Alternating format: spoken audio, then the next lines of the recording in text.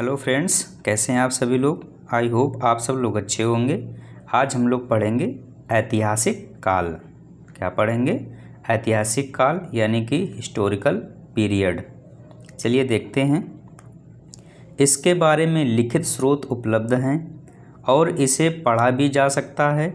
इसके अंतर्गत वैदिक काल से लेकर अभी तक का समय आता है। वैदिक काल से अभी तक का। ओके, देखिएगा इतिहास को हमें किस तरह से पढ़ना है। इसमें ऐतिहासिक काल में इतिहास के दो पार्ट हैं, तीन, पुरातात्विक, विदेशी और साहित्य। इन तीन चीज़ों के विषय में पढ़ेंगे। पुरातात्विक पढ़ेंगे, सिक्का और अभिलेख पढ़ेंगे, और इसमें हम साहित्य में पढ़ेंगे धार्मिक और गैर धार्मिक साहित्य। धार्मिक में दो पार्ट बनते हैं, एक तो ब्राह्मण और दूसरा गैर ब्राह्मण। अब ब्राह्मण के अंतर्गत हम लोग पढ़ेंगे वेद, उपवेद, वेदांग, पुराण, उपनिषद, महाकाव्य, और गैर ब्राह्मण में जैन और बौद्ध पढ़ने को मिलेगा। ओके, इस तरह से हम लोग इसको कवर करेंगे। चलिए देखते हैं आगे। सबसे पहले हम पढ़ेंगे सिक्के के विषय में। ठीक है, कॉइन्स मीन्स क्या होता है? सिक्का। देखिए, सिक्के का अध्ययन न्यूमिस्मेटिक कहलाता है। सिक्के का अध्ययन न्यूमिस्मेटिक्स कहलाता है। पॉइंट नंबर 1 क्या है इसमें? टेराकोटा का सिक्का मिट्टी का बना था। यह सिंधु सभ्यता में बना था। टेराकोटा का सिक्का किसका था? मिट्टी का। पॉइंट नंबर 2 है मौर्य काल के समय आहत या पंचमार सिक्के का प्रयोग हुआ। आहत या पंचमार सिक्के का प्रयोग कब हुआ? मौर्य काल में। आहत सिक्कों पर लिखावट नहीं होती थी, केवल चित्र बने होते थे। यह पहला धातु का सिक्का था। यानी कि जो मौर्य काल के सिक्के थे, इसमें कुछ लिखावट नहीं होती थी, चित्र बने होते थे। एक ठप्पा लगाया जाता था चित्र का। ठीक है, और ये धातु का पहला सिक्का था मौर्य काल का। इतिहास का भी इसको पहला सिक्का बोल सकते हैं आप लोग। 3 नंबर पे क्या है आप लोगों को? देखिए, पूर्ण चांदी के सिक्के थे जो मौर्य काल में प्रचलित थे। पूर्ण चांदी यानी कि पूरी तरह चांदी के सिक्के जो बने वो मौर्य काल में ही बने। सीसा का सिक्का सातवाहन काल में प्रचलित हुआ। सीसा का सिक्का कब आया? सातवाहन काल में। पहली बार सोने का सिक्का यूनानी शासकों द्वारा प्रचलित किया गया। सोने का सिक्का पहली बार यूनानी शासकों ने इसका प्रयोग किया था। ओके, 6 नंबर पे है हमारा शुद्ध सोने का सिक्का कुषाण शासकों द्वारा प्रचलित किया गया। शुद्ध सोने का सिक्का किसने चलाया? कुषाण राजाओं ने। ठीक, इनके विषय में हमें आगे पढ़ने को मिलेगा अभी। 7 नंबर है सर्वाधिक मात्रा में तथा सबसे अधिक अशुद्ध सोने का सिक्का गुप्त काल में प्रयोग हुआ। इस समय स्कंदगुप्त शासक थे। यानी कि अगर पूछा जाए कि सर्वाधिक मात्रा में सबसे अधिक अशुद्ध सोने का सिक्का किस काल में, तो गुप्त काल में। किसके शासनकाल में? तो स्कंदगुप्त के शासनकाल में चलाए गए थे। ओके, 8 नंबर देखते हैं। चांदी का सिक्का गुप्त काल में चंद्रगुप्त द्वितीय विक्रमादित्य के समय प्रचलित हुआ। चांदी का सिक्का कब प्रचलित हुआ? गुप्त काल में, चंद्रगुप्त द्वितीय विक्रमादित्य के समय। 9 नंबर है आपका मयूर शैली की सिक्का गुप्त काल में समुद्रगुप्त के समय प्रयोग में लाया गया। मयूर शैली की सिक्का नहीं होगा, मयूर शैली का सिक्का गुप्त काल में।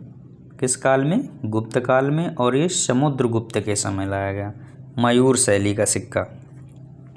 इस सिक्के का प्रचलन गुप्त काल में सर्वाधिक था। इस सिक्के का प्रचलन कब था? गुप्त काल में। 10 नंबर पे देखते हैं कौड़ी का प्रयोग भी गुप्त काल में ही हुआ। कौड़ी, पहले कौड़ी चलती थी। ठीक है, इसका प्रयोग भी हमारा गुप्त काल में ही होता है। देखिए, चमड़े का सिक्का हुमायूं के शासनकाल में शिहाबुद्दीन ने प्रारंभ किया। चमड़े का भी सिक्का चलता था हुमायूं के शासनकाल में, और प्रारंभ किसने किया था इसका? शिहाबुद्दीन। रुपए का प्रारंभ शेरशाह सूरी ने किया। देखो कितना अच्छा पॉइंट है, रुपए का प्रारंभ किसने किया था? शेरशाह सूरी ने। दाम का प्रारंभ शेरशाह सूरी ने ही किया। रुपए और दाम, इसका प्रयोग किसने किया? शेरशाह सूरी ने। सोने की असरफी का प्रारंभ भी शेरशाह सूरी ने ही किया। देखिए, शेरशाह सूरी ने कितने सिक्के चलाए? रुपया चलाया, दाम चलाया और असरफी। ये 3 सिक्के शेरशाह सूरी के शासनकाल में जारी हुए। देखिए, अभिलेख, एपिग्राफ, इंस्क्रिप्शंस। ओके, देखिए अभिलेख क्या होते हैं, इनके बारे में थोड़ा हम लोग देखेंगे।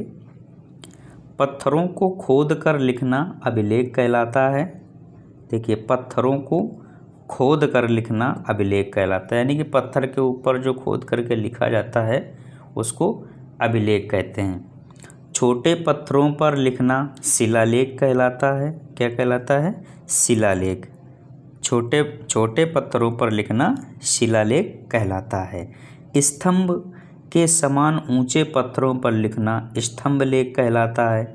ठीक है, स्तंभ के समान ऊंचे पत्थरों पर लिखना स्तंभलेख कहलाता है। अभिलेखों का अध्ययन एपिग्राफी कहलाता है।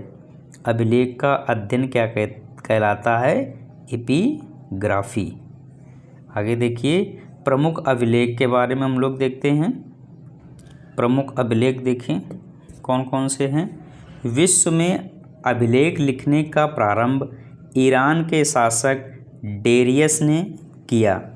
किसने किया? ईरान के शासक डेरियस ने। पहला अभिलेख बोगजगोई से मिला। कहाँ से मिला? बोगजगोई से। पहला अभिलेख जो तुर्की या एशिया माइनर में है। कहाँ पर है? तुर्की या एशिया माइनर। फर्स्ट है हमारा अभिलेख क्या है?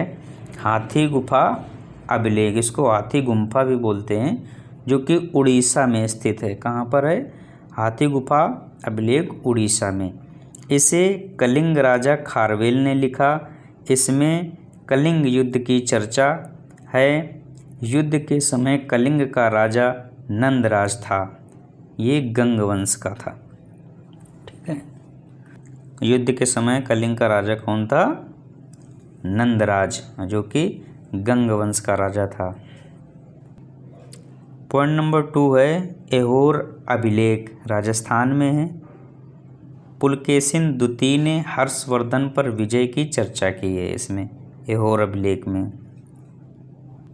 थर्ड नंबर है आपका जूनागढ़ अभिलेख।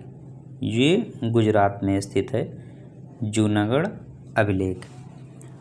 उसमें रुद्रदामन ने सुदर्शन झील की चर्चा की है। उस झील को चंद्रगुप्त मौर्य ने बनवाया था। किसने बनवाया था? चंद्रगुप्त मौर्य ने बनवाया था। किस झील को? सुदर्शन झील को। और इसकी चर्चा इन्होंने इसमें की हुई है। 4 नंबर है प्रयाग अभिलेख। ये आपका इलाहाबाद में है।